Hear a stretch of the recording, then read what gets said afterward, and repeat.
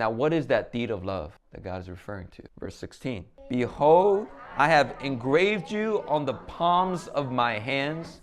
Now, initially, you may think this is like a lovely metaphor, but historically in ancient Near East culture, the name of the master will be tattooed on their servant. It was to signify that the servant belonged to the master. But it was unheard of for the name of the servant to be tattooed on the master. That would mean that a master's heart is devoted to that servant. And in one sense, this is what we have here. But the metaphor is also pointing to something that is a much more clear and vivid reality.